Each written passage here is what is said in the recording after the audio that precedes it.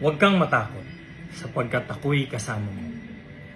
Isayas, Kabanata 41, talata 10. Ang katagang huwag kang matakot o huwag kang mangamba ay binanggit sa Biblia ng humigit kumulang 365.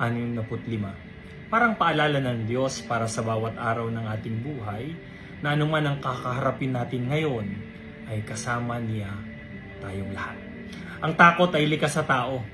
Natatakot tayo sa hindi tiyak, sa kabiguan, sa pagkawala o sa pagbabago.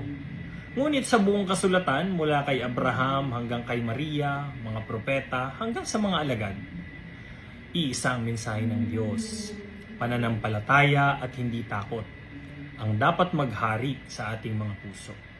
Kapag sinabi ni Jesus sa kanyang mga alagad, huwag kayong matakot, hindi niya itinatanggi na may panganib, kundi pinagtitibay niya ang kanyang presensya sa gitna nito.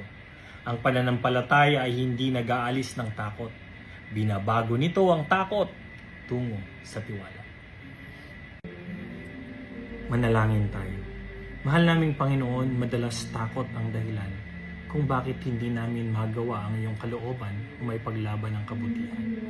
Nawa ay manahan ka sa aming mga puso at papanatilihin mo ang tapang upang sa aming kapwa ay lubos ka naming mapaglingkuran. Hinihiling namin ito sa ngalan ni Jesus na aming Panginoon. Amen.